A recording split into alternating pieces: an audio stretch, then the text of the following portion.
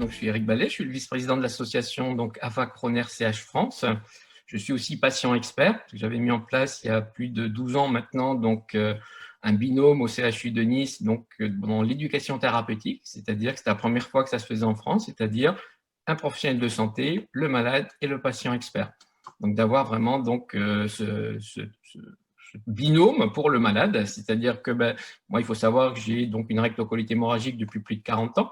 Donc j'ai eu 3 cancers, j'ai eu l'ablation du côlon, prostate, vessie, rectum, vésicule biliaire, rétostomisée. Donc j'ai un parcours atypique, bien sûr, mais en tout cas, voilà, j'ai en fait ce qu'on appelle le savoir expérientiel. Et en fait, il faut savoir que les malades, effectivement, ils ont besoin de savoir peut-être, oui, les traitements de la maladie, mais ils ont aussi besoin de savoir comment ils vont vivre avec la maladie. Et en fait, c'est ce qu'on va leur apporter justement avec ce fameux binôme, c'est-à-dire que le professionnel de santé va amener en fait cette expertise du savoir, et nous, en tant que patients, donc experts, cette expertise du vivre avec.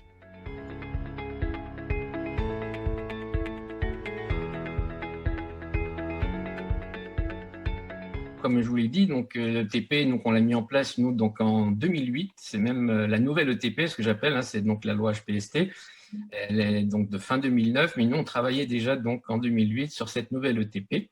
Et puis on l'a mis en place au CHU de Nice. Et puis maintenant, ça fait plus de 10 ans que l'on fait cette ETP. Et à savoir que moi, ça fait quand même aussi 10 ans que des malades m'appellent en me disant « Monsieur Ballet, vous êtes gentil, vous faites ça au CHU de Nice, mais nous, on est à 100 km de l'hôpital, comment on peut bénéficier de cette ETP ?» Voilà, Monsieur Ballet, vous êtes gentil, vous faites ça pendant les horaires de travail, mais on est malade, mais on travaille. Donc, comment on peut bénéficier aussi de cette ETP? Sans parler aussi des malades qui forcément n'ont pas forcément envie de retourner en fait à l'hôpital. Et puis en plus, chercher des places de parking, c'est toujours une demi-heure, il n'y a jamais de place. Donc c'est vrai que c'est quelque chose qui est un petit peu contraignant pour ces malades. Donc c'est pour ça que je me suis dit qu'il fallait vraiment proposer quelque chose. Et puis je me suis dit pourquoi pas ce e-accompagnement. Alors c'est vrai que ça fait 6-7 ans moi que j'y pense, mais chaque fois que j'essaie d'en parler en fait au CH, CHU, aux cliniques, c'est vrai que c'était souvent la réponse, mais ça ne remplacera pas le présentiel. Mais je leur disais, mais je ne suis pas là pour remplacer le présentiel. Je suis là pour vous proposer des alternatives justement pour des malades qui sont isolés ou qui travaillent pendant la journée pour pouvoir justement leur faire bénéficier de cette ETP.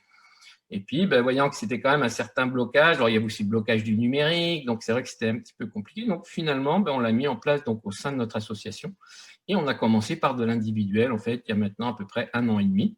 Et puis, suite au Covid, on a précipité un petit peu les choses, c'est-à-dire que le groupe, on voulait le faire cette année. Et en fait, on l'a commencé maintenant il y a pratiquement 1 an, suite au confinement.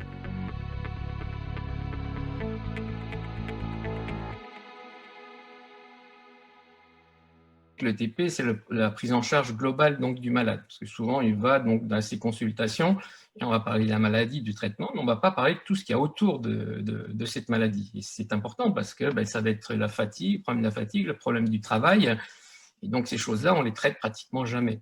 Je peux vous montrer aussi une petite vidéo pour vous présenter ce e-accompagnement, ce qui vous permettra de voir un petit peu comment ça se passe. Atteinte d'une maladie inflammatoire chronique de l'intestin, je me pose de nombreuses questions au quotidien, sur mes droits, mon travail, mon alimentation, mais aussi sur ma maladie. Des difficultés que je n'ai pas toujours le temps d'aborder avec mon gastro-entérologue ou auxquelles il ne sait pas répondre. Par ailleurs, les programmes d'éducation thérapeutique que l'on m'a proposés sont loin de chez moi ou à des horaires contraignants. Je me suis alors tournée vers l'AFA Crohn RCH France qui propose un service d'e-accompagnement Mickey Connect avec des intervenants disponibles partout en France. Dans un premier temps, je me suis géolocalisée sur la carte afin de trouver un contact de l'AFA près de chez moi. On s'est rencontrés pour échanger de vive voix et ainsi mieux cerner mes attentes, une étape indispensable pour commencer mon suivi. Nous avons poursuivi nos rendez-vous par webcam sur Mickey Connect. J'ai aussi découvert sur cette plateforme différents modules d'information avec des fiches pratiques, des vidéos, des témoignages. Et j'ai même eu des rendez-vous avec des experts qui ont répondu à toutes mes questions, notamment une diététicienne et une assistante sociale. Ou encore des rendez-vous collectifs avec d'autres malades avec lesquels on peut parler de tout, sans tabou. Autant de ressources qui m'ont appris jour après jour à mieux gérer mon quotidien avec ma Mickey. Je sais désormais que je ne suis plus seule face à la maladie.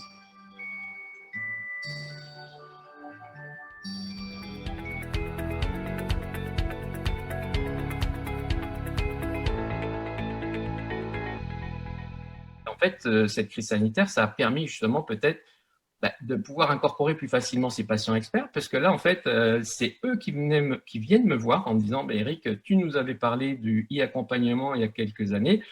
Aujourd'hui, c'est vrai qu'on ne peut pas faire autrement. Est-ce que tu peux nous accompagner pour le mettre en place? Et aujourd'hui, c'est vrai qu'on accompagne les CHU à mettre en place en fait ce e-accompagnement, donc cet IETP, donc au sein de leur service. Alors effectivement, on n'a pas le droit de faire de la IETP aujourd'hui, mais suite au Covid, il y a les autorisations de faire en visio pendant donc, ce confinement.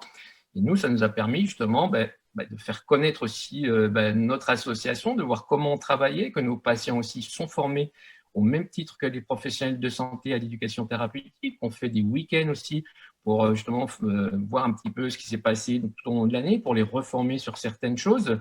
Donc, leur montrer quand même le professionnalisme aussi donc, de ces patients experts. Et puis, le problème aussi, c'est qu'avec cette IETP, tous les CHU n'avaient que des outils présentiels pour faire de l'éducation thérapeutique. Le problème, c'est qu'il n'y avait pas d'outils numériques. Et c'est vrai que moi, ce que j'ai fait cet été, c'est que j'ai tout numérisé, les outils avec accord de ceux qui les avaient créés, pour créer une boîte à outils, de pouvoir aussi créer des ateliers clés en main pour faciliter le travail aussi des professionnels de santé, parce qu'on sait qu'aujourd'hui, déjà, ils sont dépassés parce qu'ils ont peu de temps, manque de personnel, et le Covid a accéléré ces choses-là. Donc, en fait, notre association, c'était aussi de pouvoir un petit peu les aider dans la conception de ces ateliers. Donc, cette petite vidéo, en fait, on la passe en boucle de manière, en fait, à ce que les malades puissent s'imprégner de ça. Et quand on va commencer, ils savent déjà un petit peu toutes ces consignes qui sont donc visualisées. Donc, ça, c'est la petite partie donc vidéo. Après, il va y avoir en fait le cadre de confort de l'atelier, les objectifs de l'atelier, chacun va se présenter. Vous avez aussi comment je me sens aujourd'hui, donc on va prendre des petites pastilles et sur une échelle comme la douleur de l'indice, on va dire comment on se sent donc, aujourd'hui.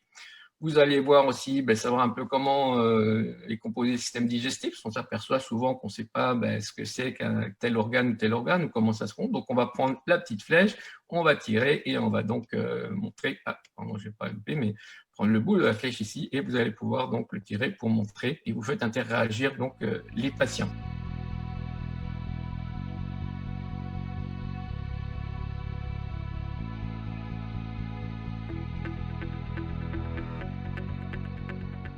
Alors, on a la chance quand même donc d'être bien soutenu par les pouvoirs publics. Donc, on est assez donc reconnu dans l'éducation thérapeutique. Ça fait des années qu'on est reconnu par le ministère de la Santé qui nous aide sous forme d'appel à projet, donc des choses comme ça. Parce qu'effectivement, on ne fait pas partie, moi, ce que je dis, des Big Five, c'est-à-dire cancer, obésité, diabète. Donc, on n'a que 250 000 malades donc, en France. Donc, mais on est très regardé parce que quand même assez innovant, assez dynamique, en tout cas, dans cette TP. Donc, pour ça, donc, on n'a pas à se plaindre. Après, ce qu'on voudrait, c'est de pouvoir pérenniser, effectivement. Donc là, pour le moment, effectivement, on nous suit, mais un jour ou l'autre, c'est vrai qu'on remporte aussi beaucoup d'appels à projets sur l'innovation. Mais après, comment ça va se passer? Donc, nous, ce qu'on essaye de chercher aussi, c'est des subventions pérennes, donc voir un petit peu, peut-être aujourd'hui, travailler sur l'article 51. Mais c'est vrai, pour une association de malades, c'est quand même compliqué de travailler sur ce genre d'article. Après, c'est une plateforme qu'on a présentée aussi au niveau Europe et qui intéresse fortement aussi donc d'autres pays. Donc, comment on peut aussi après pousser cette plateforme, comment déposer des subventions européennes. Donc, ça, c'est tout un métier aussi. Et une association de malades n'a pas forcément toutes ces capacités donc, pour faire ce genre de choses-là.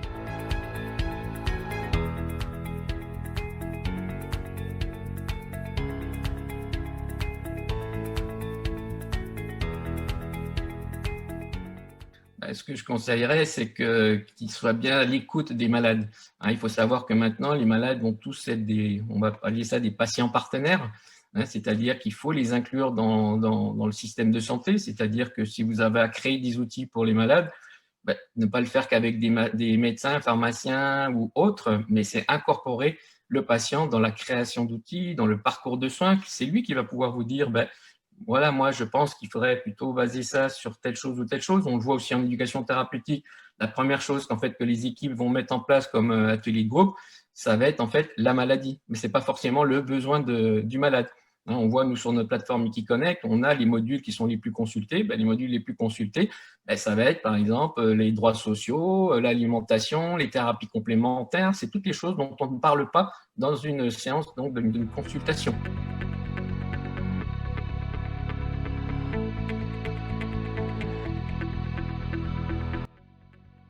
Les deux.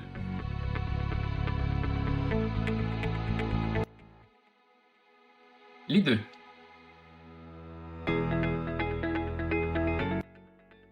Ville-hôpital.